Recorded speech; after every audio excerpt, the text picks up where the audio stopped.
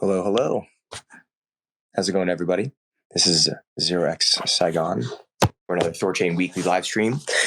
We're joined this week by our friends at Nine Realms, Pluto, possibly Gavin, and one Chad THOReau. How's it going, y'all? Hey, Saigon. Hey, how's it going? Great. Thanks for hosting again. Always a pleasure. We have, is that Gavin? Yeah, it is. I think you've also got Pluto on here as well. And a few others might be joining from the Nine Realms side. Awesome. Let me see. What I'll do is I'll make you the co-host. So if you get any faces or names that you recognize, you can invite them to speak. And while we wait for people to trickle in, Chad, let's we can shoot the shit here a little bit. Chad, how's your week been? What's new for you, sir?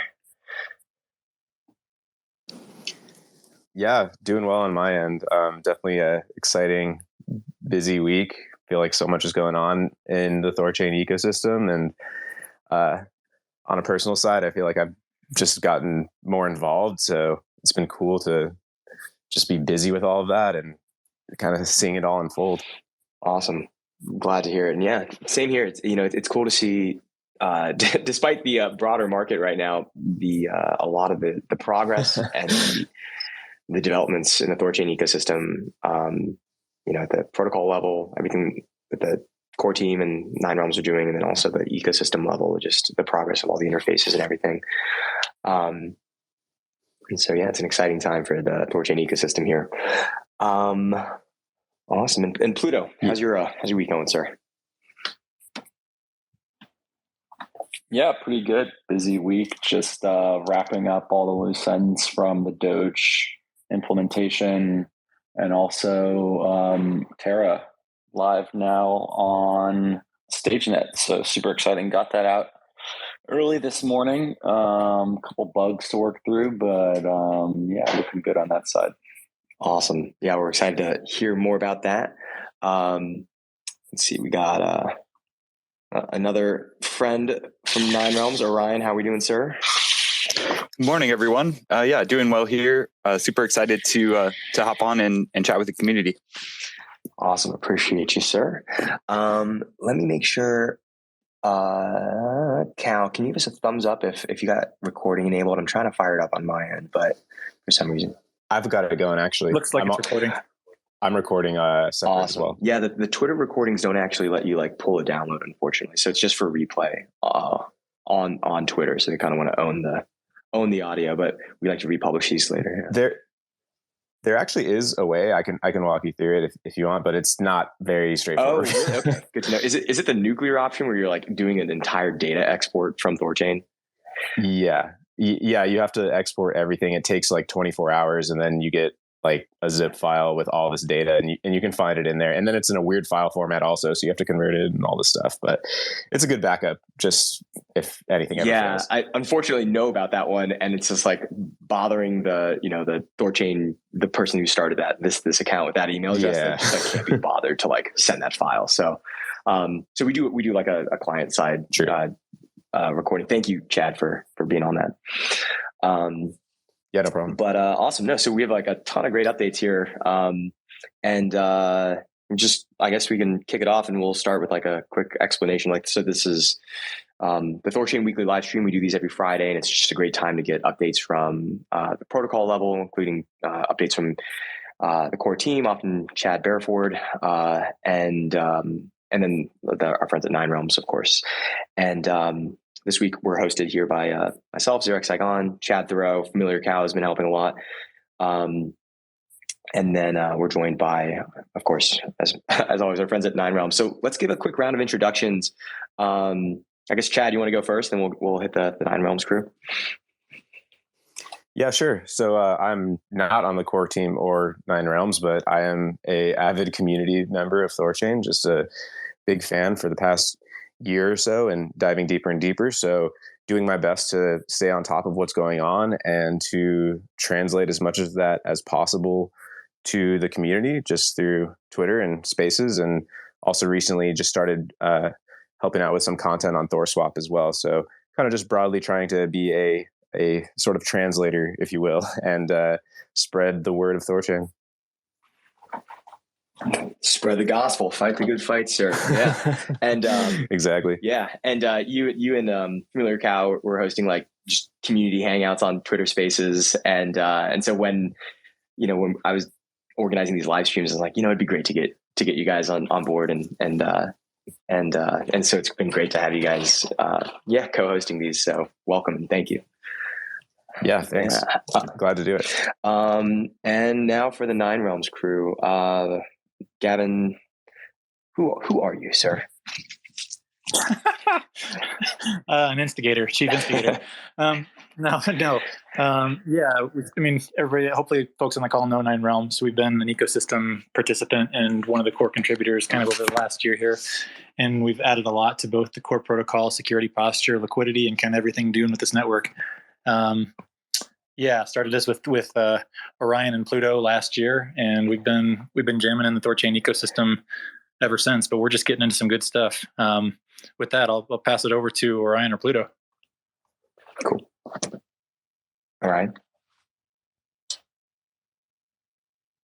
Who's going to go first? Hey everyone. Yeah, my name's Orion. I play kind of a glue role, helping to support the ecosystem however I can.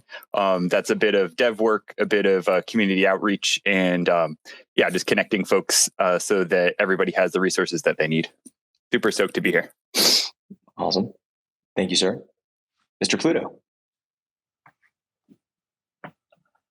Yeah, I'm Pluto. I've been working a lot in the infrastructure and security and core protocol development, both for THORChain itself. So on the THORnode side, the node operations side, just node launcher and that kind of thing, and also more recently been maintaining and developing StageNet and added both the Doge and TerraChain clients.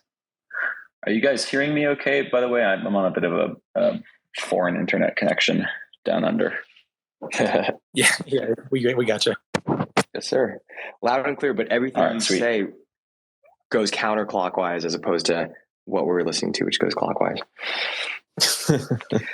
Some down under jokes, but anyway, awesome. We got some fun stuff to cover here. I think we have some a list to work off of here. Thank you, Chad and Orion, both for sharing these talking points. I think the biggest thing and most exciting for the past week was, of course, Doge, and the launch of Doge on mainnet. So this has like a meaningful impact on Doge's utility and what's possible with Doge. So Orion, you said like it changes the fundamentals of the asset, which I love. You want to talk a bit about that and like what do you mean by that? Sure. So this is kind of a perspective that's been echoed by other folks in the community, but Doge has been kind of a stranded asset in terms of access to DeFi for forever. So by having a THORChain integration, Doge fans are able to earn Doge on their Doge. And that is kind of the central mission for THORChain is providing, you provide any asset and you can earn interest on that asset. So this changes the kind of ability for Doge as an asset to grow in terms of its utility, and super stoked to be able to provide that via THORChain. And excited for the Doge community to learn about DeFi, get their feet wet, and then explore the rest of kind of the rich landscape that DeFi has to offer. Awesome. And can you talk a bit about about bringing it to mainnet? Like first StageNet, then mainnet. Like I don't know if Orion or if this would be a better question for Pluto or Gavin, but what went well? Is there anything that didn't go as planned? Were there any surprises? And how's the performance been so far? Give us a bit of like the back end view. Yeah, I can jump in and answer that. So people have to keep in mind that with these sort of new chain integrations, First of all, this is the first time we brought a chain into the live network. Every chain up until this point was sort of included in the network in the genesis of multi-chain. So really, this was the first time that we tried to bring a new chain into a live network. And so there's a lot of steps there.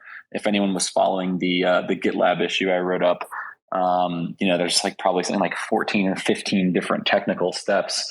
And one of the biggest challenges is that, anywhere along the way, if you find a bug or if there's, any hiccups, this is not like a centralized infrastructure where, I can just go and, git push something and roll it out within 5 minutes. Like, we have to be very sure of the code that we're releasing, because, if even just a minor patch is required, it takes multiple eyes on that, from THORSec to the core team to 9realms. We need to, put it through rigorous testing processes. Then we need to cut a release, announce it, and then it has to be adopted by all of the node operators. So even just to change something super simple, like how gas is calculated, that's not a very straightforward process that can be just kind of, pushed out as soon as it's found. So one of the other challenges is there's no substitute for real volume, real users, real liquidity. So there's always going to kind of be rough patches at the beginning with these protocol level launches. So that was kind of something that we saw with Doge, rolling it out to StageNet. You can add liquidity, you can swap, it churns. It funds Yggdrasil vaults, all the checkboxes, were hit.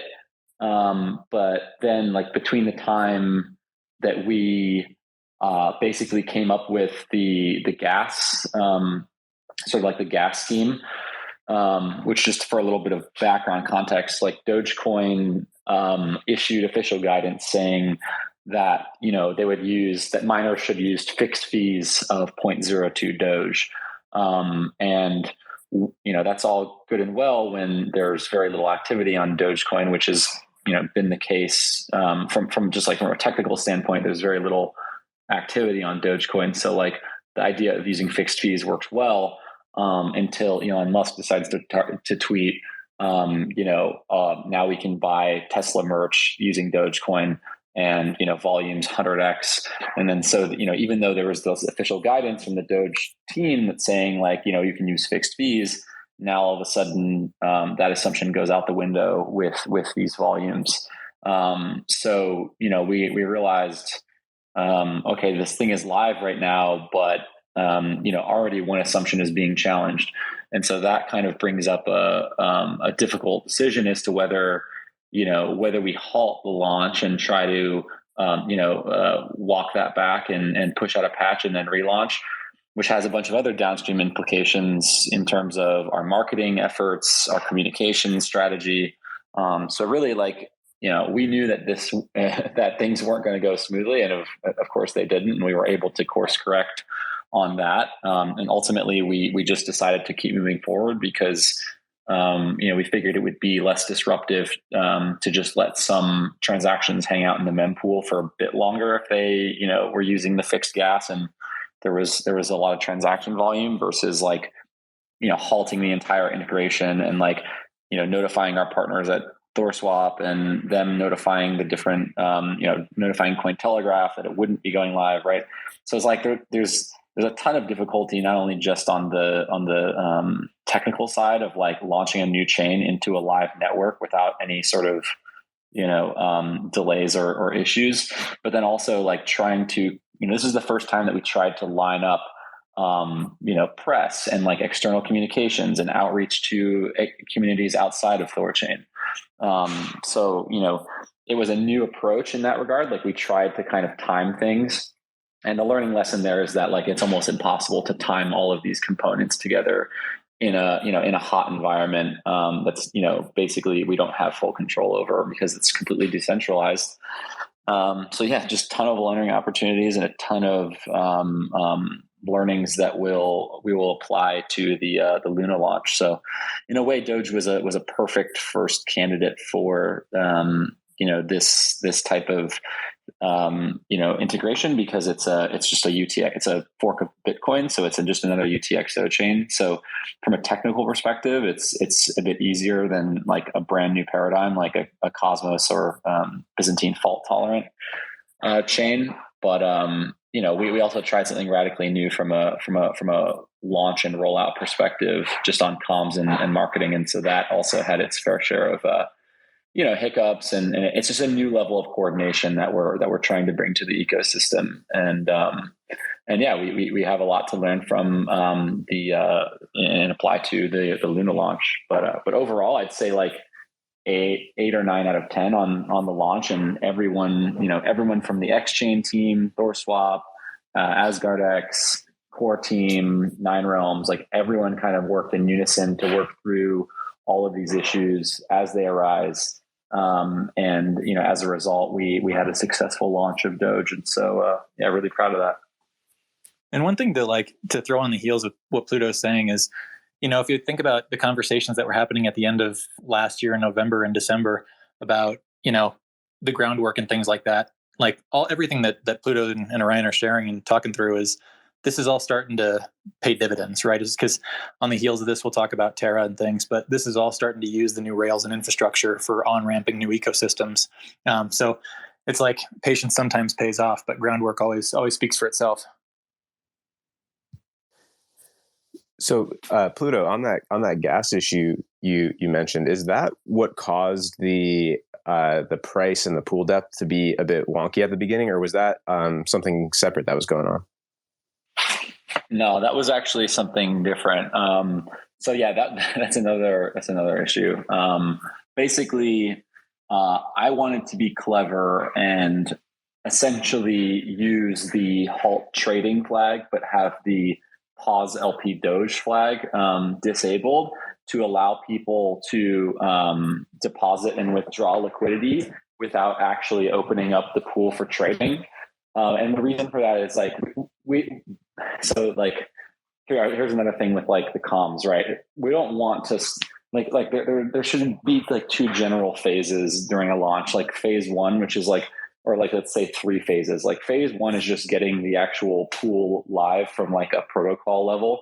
And there's tons of steps of that. You have to like push Bifrost changes, enable configurations, push out chain daemon infrastructure to node operators, all of that before you even get the code running in THORnode. Then once the code is running in THORnode, you need to churn the network, and that creates the vault. And then from there, you can create the pool and seed the liquidity.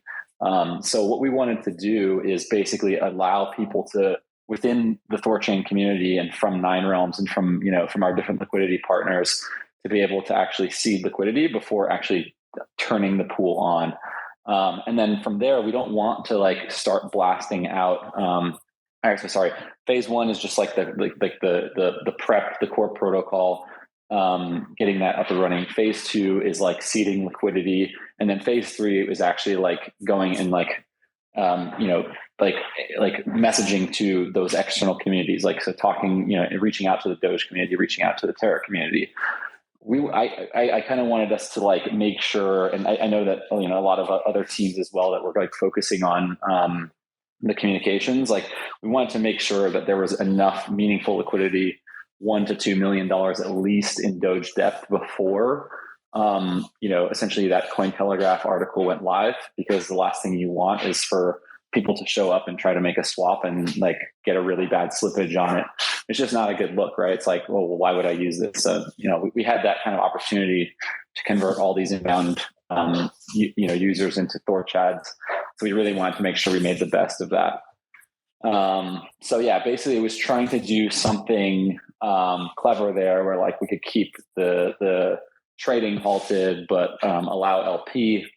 But it turns out that if trading is halted, you also cannot LP. So there's a bit of confusion around the naming of those Mimir constants. And so what we actually did was unhalt trading, then try to seed the pool, and then rehalt trading so that people could continue to add liquidity. So that was actually wrong. That wouldn't have actually allowed that in the first place. But where we really screwed up was that by halting trading again after putting in the initial slug of liquidity with the Treasury's slug of like $1 million worth of Doge.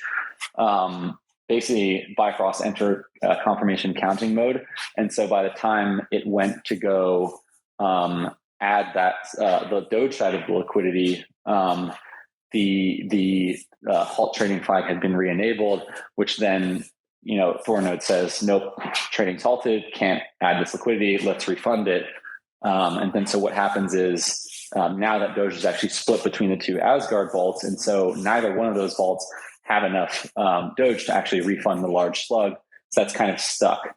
And so that was what necessitated the Treasury having to acquire more Doge and then basically deposit that so that it could get refunded the initial slug and then put that back into the pool. But because one side had been added but the other side had been refunded, we ended up in a state where essentially the pools were imbalanced, causing the Doge price to be a lot higher.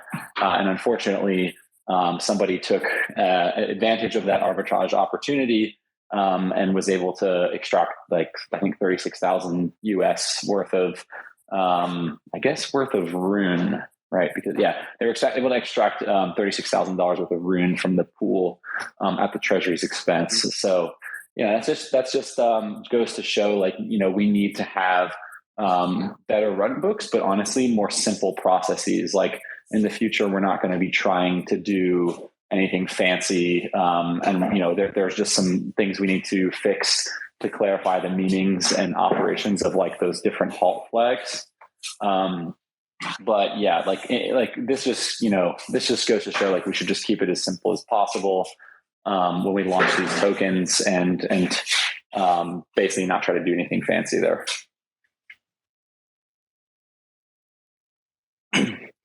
Awesome. Yeah. Good to know. And so, that leads to a question that Chad had written on our outline here, but like, thoughts on the new chain playbook for upcoming integrations. And so, like that's one of the key learnings from this, which is great. And that playbook is important because, by the end of the year, I mean, Chad had mentioned numbers in terms of like how many chain integrations are possible by the end of 2022. And, it could look like as high as 20 possibly, but most imminent would be Luna, which is currently live in StageNet. And so, I think this is a huge, I think especially given how kindred of communities there are between THORChain and Terra, I think most people that are on this call can, know this about the THORChain and the Terra communities. This is like one of the like most hotly anticipated features of coming to THORChain.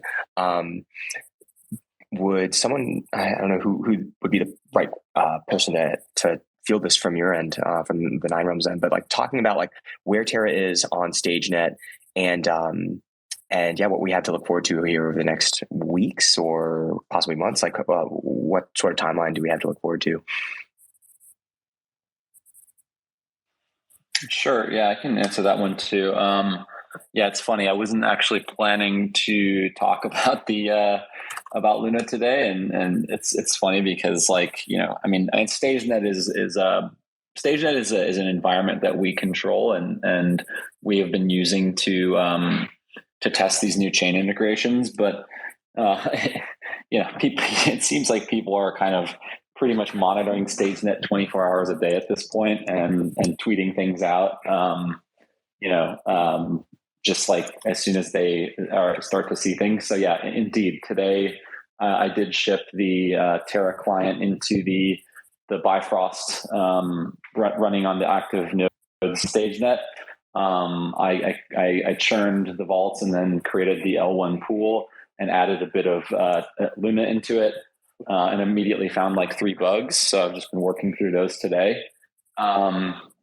But yeah, so like Luna, I'm guessing like at some point today I'll be able to do a swap on StageNet of real L1 Luna once those bugs get sorted out. But that's literally just like a proof of concept code, which is really just like the bare minimum demonstrate that, like, think of it like a proof of concept. Like, we're able to demonstrate that we can, use like a Cosmos chain, like Terra, to be able to swap on Thor. So able to demonstrate that, sometime today, hopefully, would be a nice like achievement going into the weekend. But there's still like a ton of other things that need to happen before we can actually consider, Terra ready for, even remotely ready for ChaosNet. So one of those being, thorough reviews by the core devs and THORSec. One of those being, there's literally no, I mean, you guys, anyone can look at the branch right now. It's Cosmos Terra client on THORnode. And there's absolutely no integration tests, no unit tests. So we obviously have to write, a full battery of test suites for the new Cosmos chains. The nice thing about that is that all of this logic, like I've been writing all of this logic to be super generic. So the tests, the, and all that should just be like a complete copy paste. We should just have like, and this is something like more widely, like we're trying to have like generic test suites, instead of just for like a specific chain, for a type of chain, right? So like BFT chains or Cosmos chains will have their own smoke tests that can run against any implementation of Cosmos.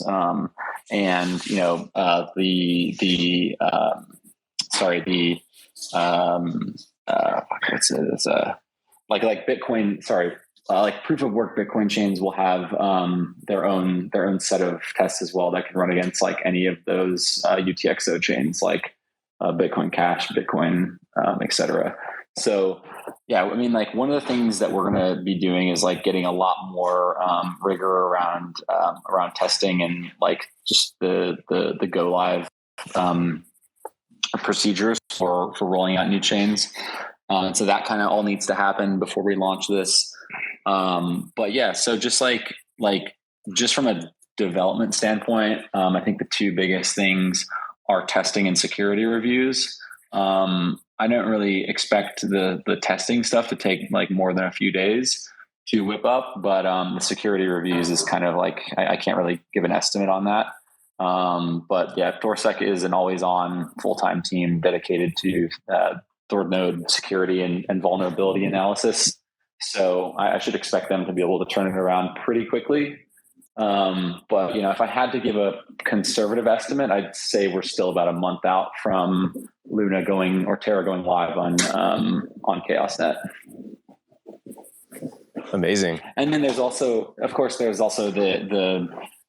actual launch plan, which I'm sure others can speak to, but we're going to identify different launch partners, wallet integrations, UIs, and communications, marketing, and also the like sort of that day one or launch liquidity will be lined up by Nine Realms and other teams as well. So yeah, there's just a ton of moving parts in bringing these chains online, and we really want to decouple that from like the actual protocol development. So while the protocol may be, considered, feature complete, and we might have a release candidate, it'll probably take us a few weeks to make sure that all the other parts are moving and working together, and that we have a detailed run book so that we can, avoid any of those, any hiccups that we might have seen on the Doge launch, for example. Yeah, amazing. And just to kind of zoom out for a second and highlight the importance of this for the lunatics listening in is, this is the first decentralized stablecoin coming to THORChain, and this has like such broader implications than, it doesn't just mean, oh, like Luna's on another chain now. Like, no, this actually means that everything that's integrated with THORChain is now accessible to the Terra community, which has such crazy implications. I mean, that means the first time you'll be able to buy Bitcoin with UST, or you can enter into Luna through all these other various chains. So it's going to just allow so much crazy composability and crazy DeFi stuff in the future with THORFi. So this is, on a personal level, probably the integration I've been the most excited about for such a long time. And it's just going to have major implications on both ecosystems. and even just DeFi as a whole, because now that's a way to go from, if you have other stable coins, like now you can decentralized swap to UST. If you're all in on the Luna ecosystem and you have UST and you use that in your daily life, well, you could swap that to another stable to cash out if you're on Coinbase or something like that. Like, there's so many use cases that emerge from this. So it's just very exciting. And so it sounds like it sounds like we're really close to the stage where like the community could start banging on it. So if I'm hearing correctly, like what, maybe even, did you say later today or within a couple days, like people could actually be on StageNet kind of banging around? Yeah, for sure. I think later today, hopefully, if I can get some of these issues sorted out. But yeah, like it's like that. Yes, we will be able to. Well, it's interesting too. Synths are already enabled on StageNet, so people could already start doing like synthetic trading. But I don't know why you'd want to use synths with Terra, because it is instant finality, and the fees are really cheap. So I'm just kind of thinking like, what are the different like combinations of like THORFi features that like Terra that would be interesting for Terra, and like how people could start bidding on those in StageNet. But we are also going to start the Thor games for synths as well in the next couple of weeks. So yeah, over the next couple of weeks, like we will be inviting a large, like basically the entire community to not only start banging on, Terra and Luna UST on StageNet, but also synths, and also there's DeFi Spot has been working to integrate Terra Station into their UI, so people can start testing out the wallet integrations and making sure those all work properly. So at first it'll just be like, let's just make sure that like the protocol works and that you can like add and remove liquidity from the Terra chain onto THORChain. But then also from there, do all of the UIs integration and wallet integrations, and does the UX work, and is it suitable like to the Luna ecosystem? How do they find that experience, and does it kind of level with their expectations? And we can kind of start this feedback process, and we can start making adjustments accordingly. So basically the goal is pretty much to just use StageNet to as basically a user acceptance testing, and if anybody is able to identify any issues, we can get those patched so that launch is effectively just like flipping a switch, and everyone already knows what to expect. Cool. Sounds great. One other topic that maybe we could just do relatively quickly is another pool went live, which is WBTC. And that kind of went under the radar a little bit.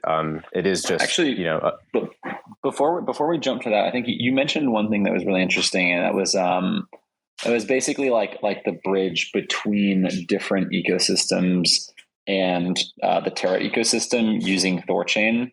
That I think highlights a really interesting kind of like ecosystem that we're starting to, or not ecosystem, but just kind of like feature set that we're starting to experiment with. And that's the DEX aggregators. So actually like the DEX aggregators are a way to wrap any like other like, ETH DeFi ecosystem contracts, and then use those to basically provide liquidity via THORChain into any of the L1s that THORChain offers.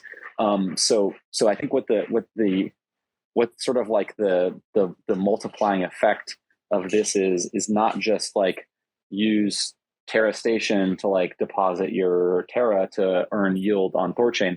Well, that's amazing. Like there's already other apps for earning liquidity on Terra today. But I think what's even bigger is like people in the ETH ecosystem could potentially use like 1inch or SushiSwap or Uniswap to swap ETH or any ETH ERC20 coin for which there's like a continuous liquidity pool on those dexes on the ETH ecosystem.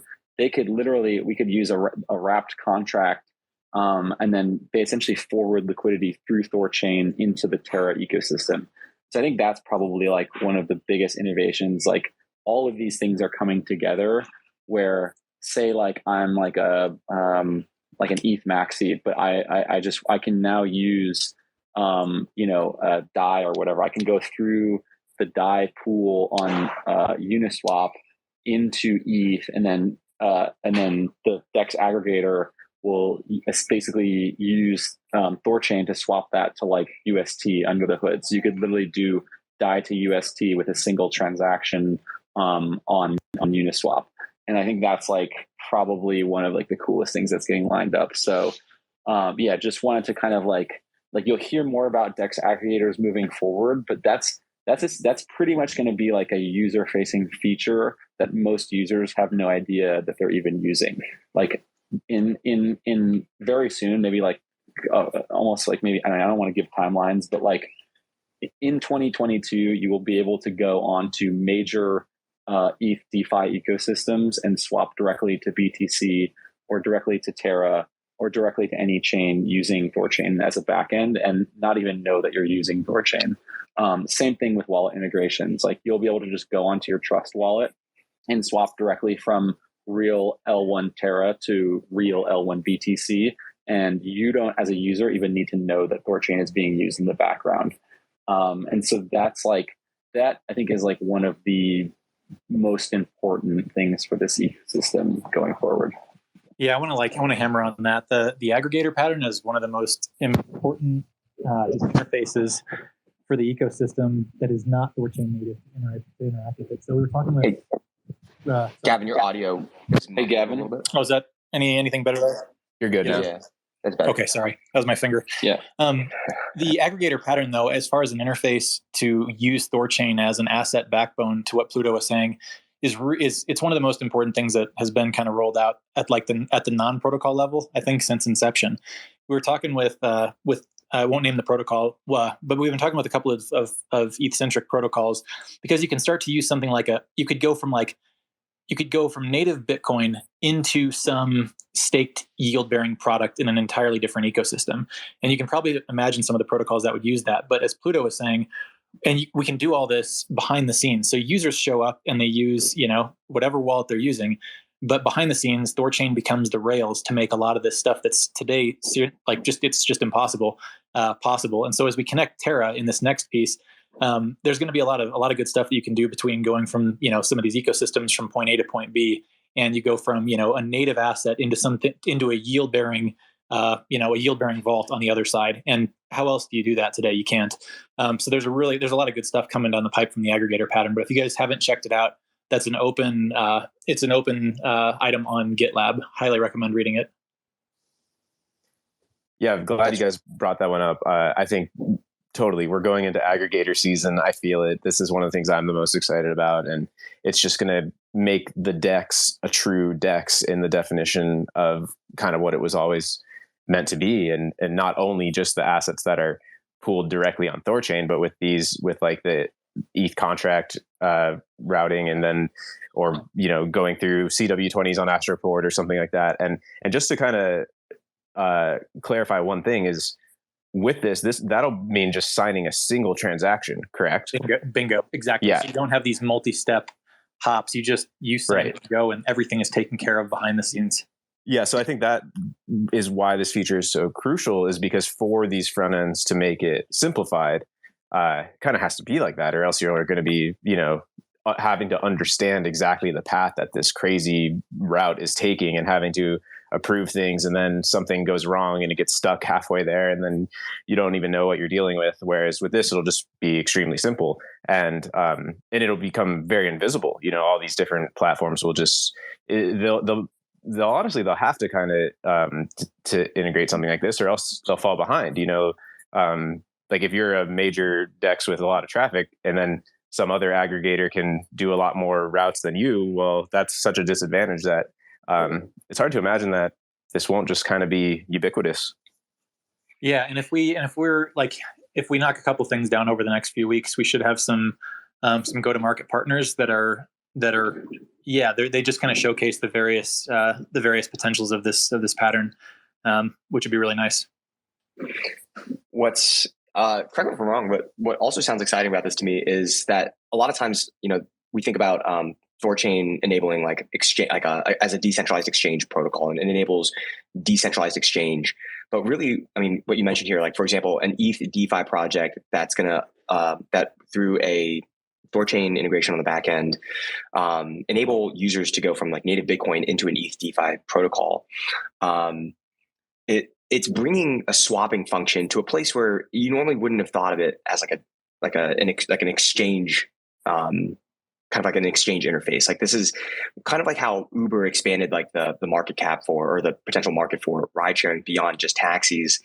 Like THORChain swap functions can be implemented all over the place outside of like a Thor swap or a DeFi spot, but now in the bringing, for example, like a native Bitcoin into an ETH DeFi protocol, you wouldn't have necessarily thought that to be a function of an exchange necessarily. Yeah, it might just have one button. It might just say deposit Bitcoin and here's an APY. Yeah, and they can do anything they want, right? Because you can convert that into almost anything on the other end, whatever ecosystem you're going to. Yeah, super exciting, and it's just part of the power of like just being the liquidity protocol that underpins first swaps and then all sorts of other DeFi features in some timeline. Hey, real quick, I want to hit on what Chad was saying though, on the WBTC side. So, I'd like the big thing about that we wanted to like just make sure like the only way out in size from WBTC today is through a custodian. And so one of the trades that makes a boatload of sense for folks to start running is now you can go from your wrapped Bitcoin out to native Bitcoin. And this is the first time you can do that at scale. I mean, if you just Google like how to unwrap your Bitcoin, like you get a lot of articles about how to go from one form of WBTC to RenBTC or something else. And you get all these wrapped variants. But in this case, now you actually have the first off ramp to just avoid, some centralized authority. And in my book, that's a huge trade. So anyways, getting that pool live, getting a few million in there to seed liquidity is a really great step. But in terms of propagating this message, this really is the first time. I mean, just Google around, figure it out, and take a look at what your other options are. And there's effectively none. So this is a big one. Yeah, I think it flew under the radar a bit, but it does have such a strong implication and ties in so nicely with the THORChain ethos of, this is allowing you to kind of get out of that wrapped asset. A thought I just had maybe real quick is, is there any kind of concern of having all of this WBTC like wrapped up? Like any thoughts on the long-term sort of security of that? No comment from the security side. I mean, the folks that are involved with that, I mean, BitGo and the collective that are involved with that, they're all really solid partners. You know what I mean? So WBTC is what it is. But I guess the important thing is like in the case of like not your keys, not yours. This now gives folks a way to exit the flexible version of DeFi native Bitcoin that allows them to go earn yield, things like that, aside of THORChain's native Bitcoin pools. But that off ramp I think is an important piece for the ecosystem, and it just hasn't existed until now. And so so I mean, it kind of flew under the radar, like we said, with all the releases, and it's pretty easy to miss a pool going live. But this is a big step forward for the Bitcoin ecosystem to have that type of an off ramp into native without having to go through a gatekeeper. Yeah, I mean, you can almost envision this as like different like routes connecting like a city like to new cities. Like it's expanding like the possible paths between all these disparate islands that were before just centralized and trusted bridges or custodians. And whether it's Dogecoin, Luna, now Wrap Bitcoin, it's just like fundamentally changing like the on ramps and off ramps in these different ecosystems. So another topic we have here is on synths. We have the Thor games is a concept that's been talked about. It's another initiative among many that Nine Realms is driving forward. Can you guys talk a bit about like an overview of like what is Thor games in the context of hammering on synths and where are we on that testing? Yeah, I'm happy to take this one. So the idea with Thor Games is to have an event that can focus the community around testing a particular feature that we want to make sure that we can understand all the edge cases for. And kind of echoing what Pluto was saying earlier, there's no substitute for using real assets and making sure that everything functions the way that we would expect. So the idea with the Thor Games for synths is that we'll have a week-long program with some different rewards for folks that can, get synths to perform in a way that we weren't expecting, and then surface all of that through a kind of responsible disclosure pattern. And the idea with all of this is like synths are a really critical kind of building block for THORFi that will be developed throughout the year. And so synths have been in the code base for a long time, I think over a year or 10 months or something like that. And so, at this point, we want to kind of push that in parallel with all of these other things that we're working on, so that we can make sure that synths are battle tested and rock solid, so that then the THORFi design can be built on something that's super stable. And so that's kind of the premise there. And then what will happen here is we're working with Broker to kind of facilitate the Thor Games, and then we'll have another kind of announcement and launch with all of this, so that folks can participate and learn how to submit things and do trades and stuff like that.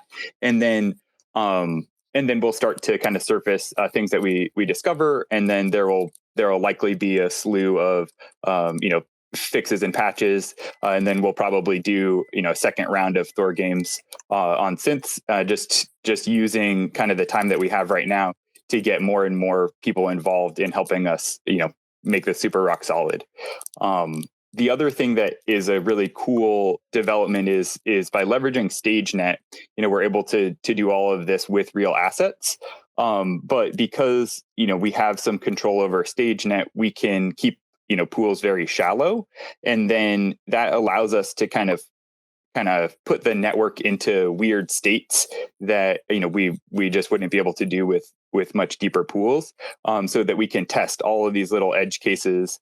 And the way that I've been thinking about this is that we have kind of this set of parameters in the network, and we can kind of visualize that as a big surface, and we want to see where are the edges of that are like risky states that we can get the network in, and make sure that we have guards in place in order to protect that against those. So that's kind of the high level overview. More information will come over the next week or two, but yeah, that's what we're working for, and we'll have a event to kind of announce that, talk through all of it, an AMA with Broker, and then the flag will be lifted, and folks can run in there and try to shake things up. Awesome. And one subject you had on the list here, Orion, node Mimir voting and economic policy. I believe we got into this a bit last week, but was there anything new to add here, or something we should cover? Yeah, I think, just one thing I wanted to point out is that now validator nodes have the capacity to vote on Mimir settings that affect the economics of the network and just network behavior. This is a really powerful part of our kind of mission towards decentralization, and it's been interesting to see the various discussions around, like what should the network be prioritizing. And then, there's been a lot of discussions around these things, but then it's also interesting to see like, well, what is the sentiment of the validator node operators, and, where are they casting votes kind of explicitly by setting a Mimir value, or where are they kind of, showing their choice just by not voting at all. So it's just been an interesting thing in the community to observe. And I'd encourage more and more folks to get involved with the discussion. There's certainly a lot of trade-offs around kind of short-term behavior versus long-term behavior, and what does that mean for both pool APYs and kind of node operator APYs. So there's a lot to balance there. And I think, as a community, the discussion's been really healthy. Awesome. So let's do this. We're coming close on time here. We can take requests from anybody that wants to come up on stage. If you have a question or want to say anything, feel free to hit the request button. And while we wait for those to trickle in, Nine Realms crew, is there anything else that you wanted to touch on that we didn't cover yet? Yeah, I have one more thing. So over the past couple of weeks, I've been working with, a variety of ecosystem projects to just to check in with everybody and make sure that everybody has the resources that they need going into Q1. If you're an ecosystem project and haven't had an opportunity to reach out, feel free to shoot me a DM. And the main kind of focus right now has been, if you're seeking treasury support, what we're really looking for is, how are you kind of hitting along three dimensions. One is node bond and kind of the security budget or kind of security deposit of the network. The other is like, how are you driving pool depth? And the other is, how is your project driving swap volume? And that's kind of how we're starting to evaluate, the different ecosystem projects that are looking for treasury funding. But happy to discuss that more, with people via DMs or other. Awesome. Yeah, we had our call earlier this week on behalf of RUNEBASE, and looking forward to supporting THORChain across those three initiatives as we go on. But yeah, thank you. Yeah, just another line on that. What I said just sounds a little sterile, but it's been really amazing. This community is really baller, and it's really cool to see all of the things and ideas that everybody has. And that's been really, I've just, over the past week, I've just had a really big grin on my face talking with so many talented and driven folks that, all kind of see the vision and are pushing THORChain forward. Yeah, that is a really cool vantage point. And I can relate. I know how awesome it is to have conversations with ecosystem builders and developers and contributors. And that was like the basis for the podcast, is like the delight that you have in these conversations. So that's really cool. Awesome. So we have a couple Ryans on stage now. Let's go with Ryan Malia. Ryan, can you hear us? Yeah. Sorry. Just quick question on Terra and Luna coming. So just want to make sure I understand this correct. Obviously, I know that enables Luna to be shared on there and UST to be shared. But does it also open up the ability for people potentially to like start doing like the Terra alts or any of the other tokens in there, or just kind of maybe clarify how that might work, or if that is accurate? Yeah, I'll throw something out. So the initial pools might be something like UST. Yeah. Your mic. Oh shit, sorry. I was going to say the initial pools might be something like UST and Luna. However, based on kind of the aggregator pattern, like we were sharing, we can add additional pools, but what we can also do is start to use that pattern of aggregation to route through long tails using THORChain, so we can still take advantage of of the volume coming through those long tail assets. Okay, cool. Thank you. Yeah. And just to add to that, we're only going to be starting out with Luna and UST for now. I've read somewhere Chad Barraford stated that UST will be the only supported TCW09 token. So unless something changes with that, we don't want to add smart contract risk if we don't have to. And I'm sure that other Terra-based dexes will still be the best places to get liquidity for all of the Terra alts. So we can set up some sort of dex aggregator through those ecosystems as well. I'm still of the opinion, I don't know, there's different like schools of thought on this within the ecosystem, but like I still think that THORChain's most valuable add to just blockchain and cryptocurrency as a whole is its ability to do cross-chain swaps for L1s.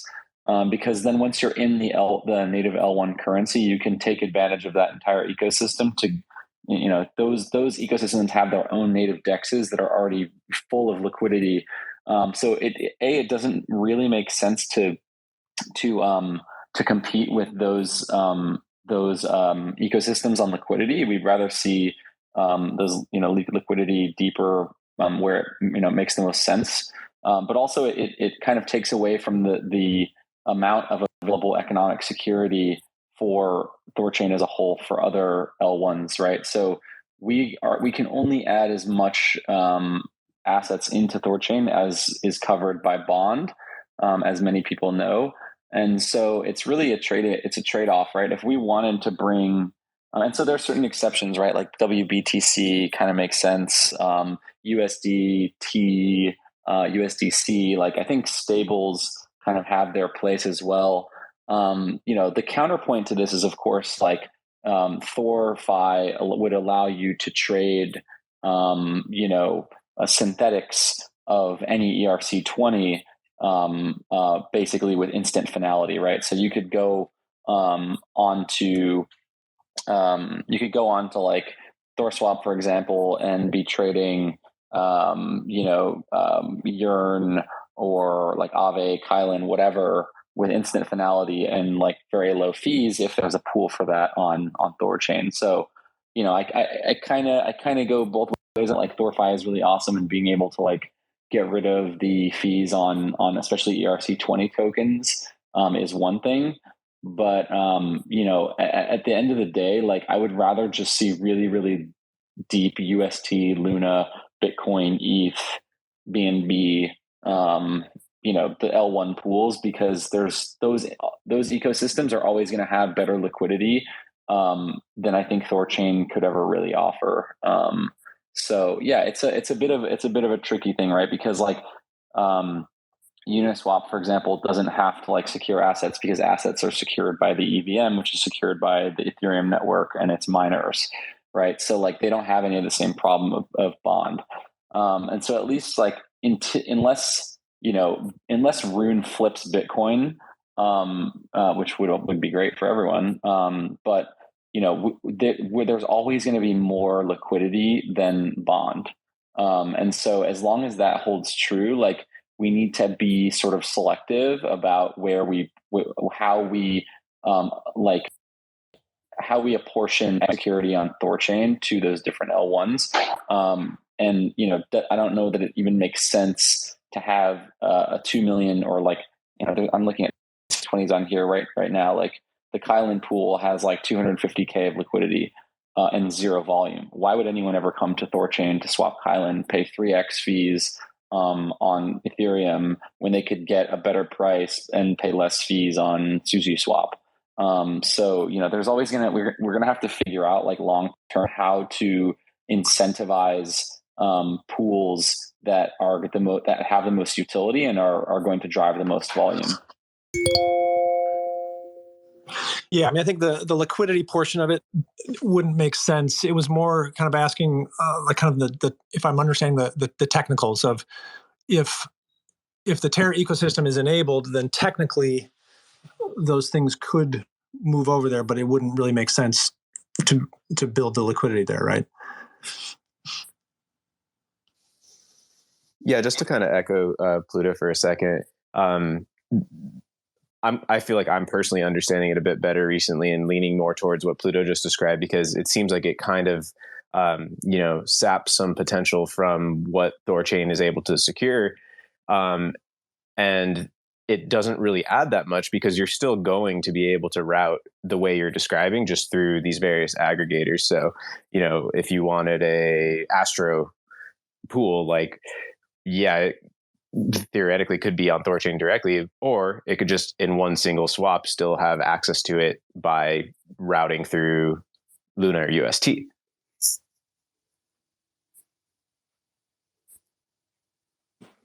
Awesome. Ryan, thank you for the question. We had another Ryan on stage, but it looks like he dropped out. But in lieu of him, oh wait, no. I think this is the right Ryan. Ryan Sorry. Sovereign. Yeah, good catch. Yeah. Hey guys. Yep, I'm here. I just wanted to say I'm from the Dash community. I don't know if you talked at all about it. I came in a little bit late, but we're very excited about the integration with THORChain coming up. So thank you guys for bringing that on.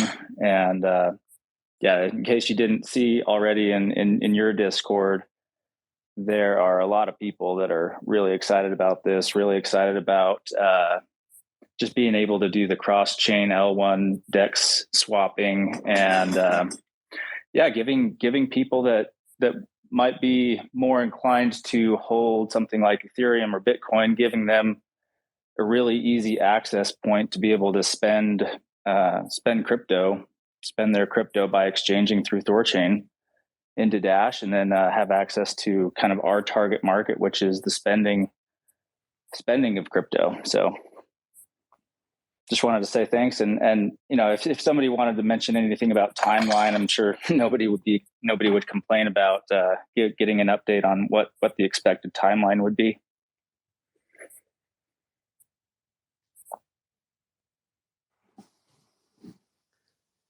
Not sure if anyone from Nine Realms has any comment there. I don't know, but it's great to hear that people are excited about Dash.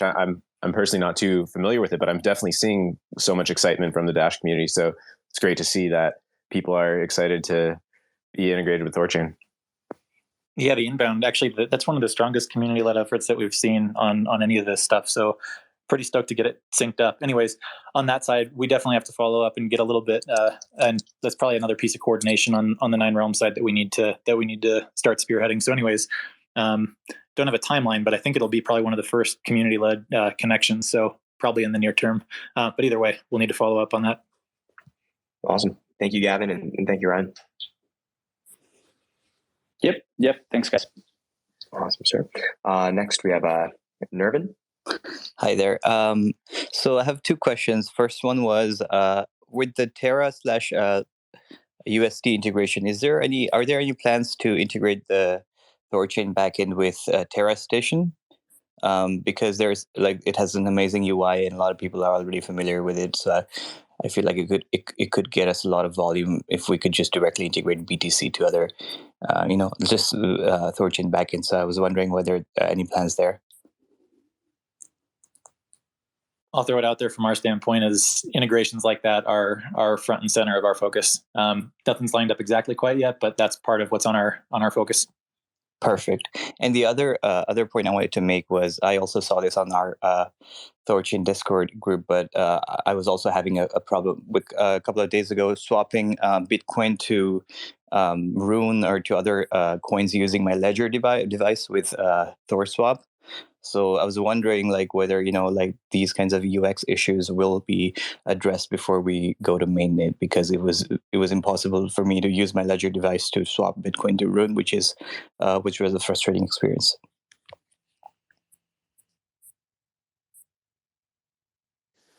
From what I've seen of it, and I'm not on the dev team or anything, but it sounds like that is getting quite high in priority. I believe it's on XDeFi's roadmap for February or March for Bitcoin Ledger integration.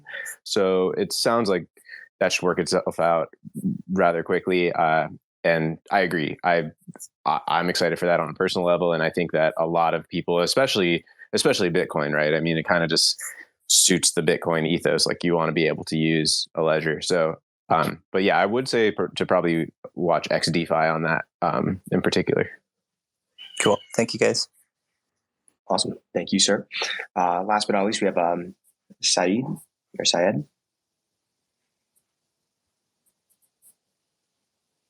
In theory, we have Syed. And maybe we don't have Syed. Syed, you might have to just hit the unmute. The unmute button. But bottom left. And or last call for maybe one more question if anyone's eager to press the request button. Cool. We have a crypto surfer here.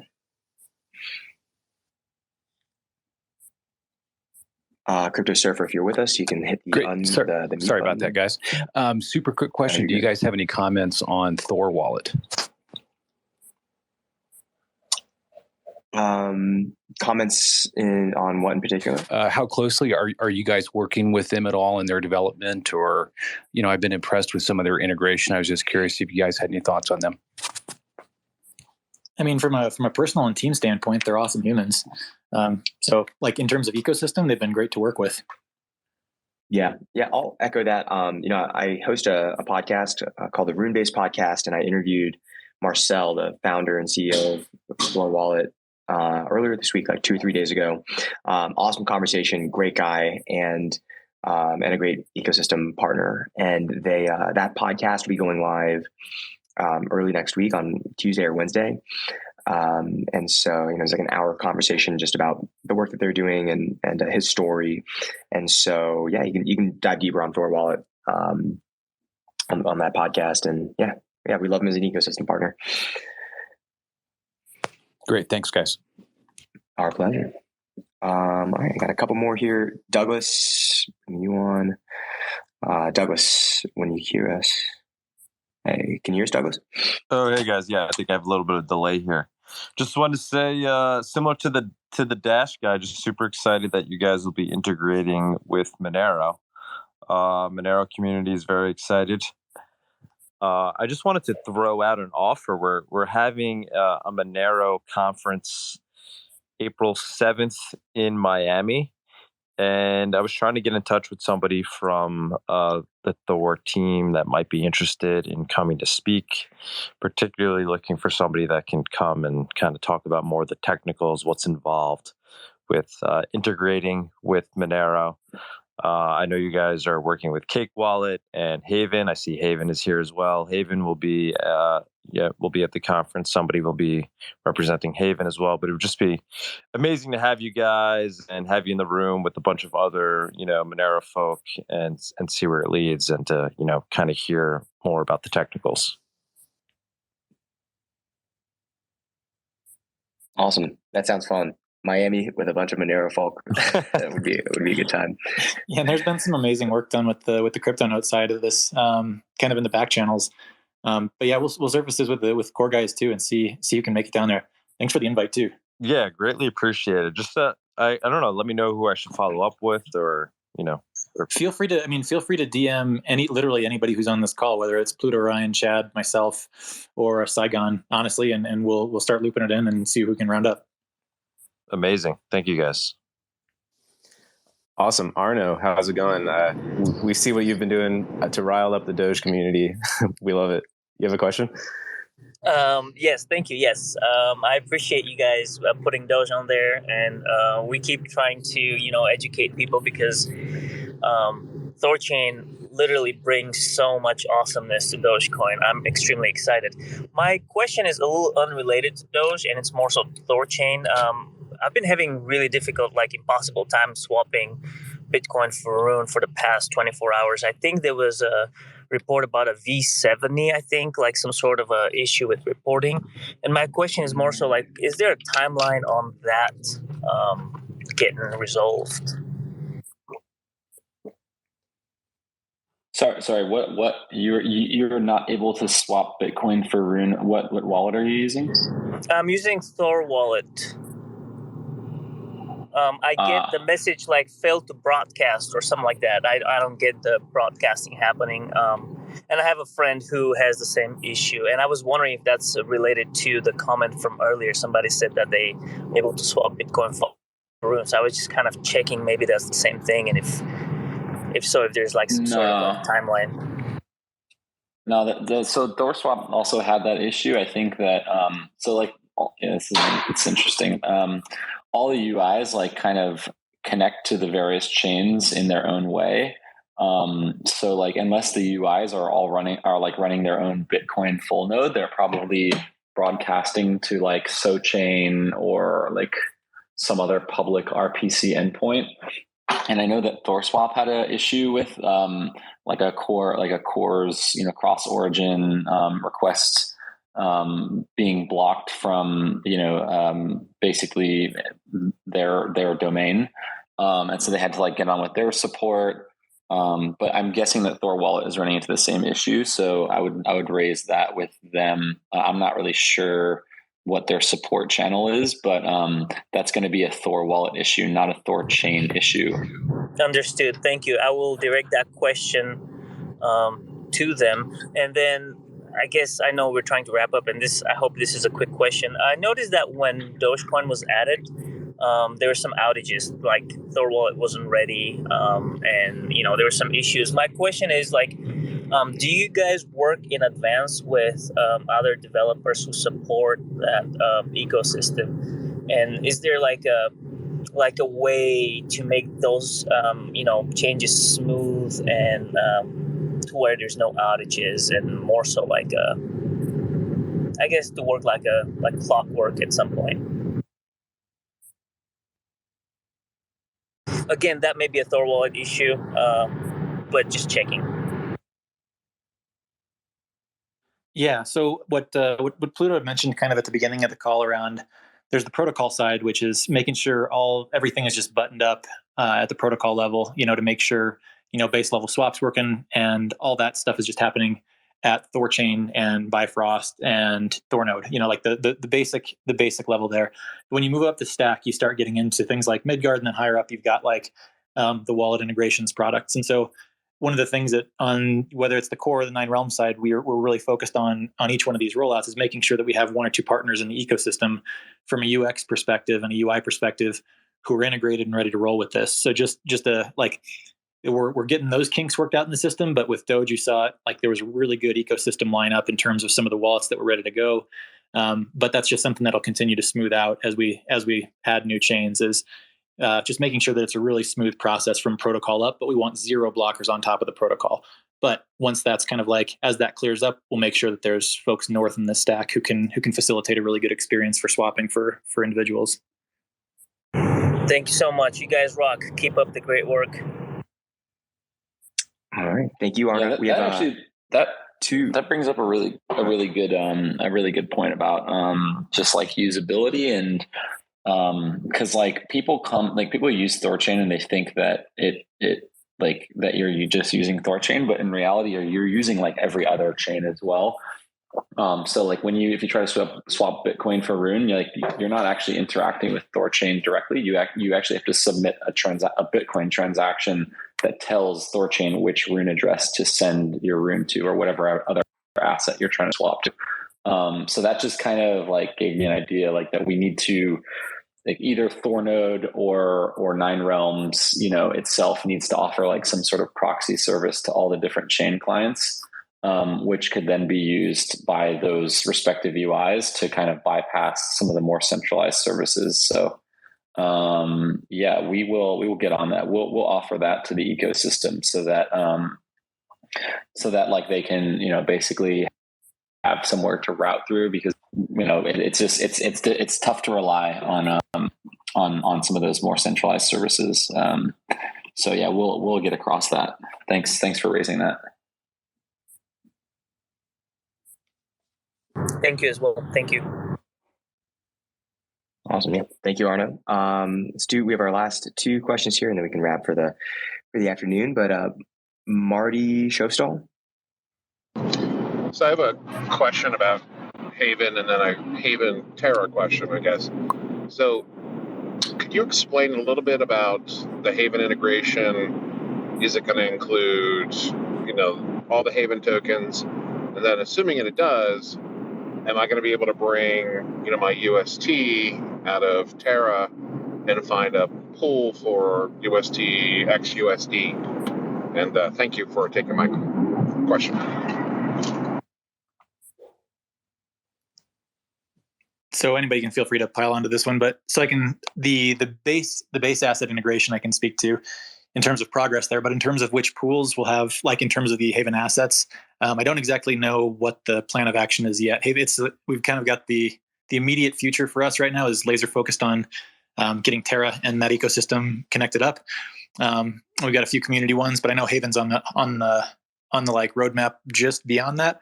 And so in terms of the specific liquidity pools and assets that'll be supported immediately, don't exactly know, but we can follow up on that here in the next couple of weeks.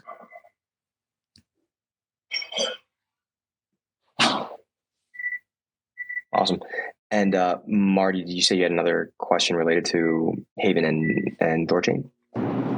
No, it was UST, but sorry, he answered it, and thank you very much. All right, thank you, Marty. All right, and last but not least, Crypto Surfer. Yep, you already answered my question. Thank you. All right. There is one text question on the tweet itself. If we want to hit that. Yeah. Can you? Yeah. I had it. One question for Spaces. Why? This is more of a technical question. Why doesn't THORChain use transfers on ETH, but instead uses smart contract calls? All other chains use transfers to an Asgard vault. Why is it done different on ETH? It increases gas by almost 2x. With transfers, it should be as cheap as Uniswap. Any thoughts?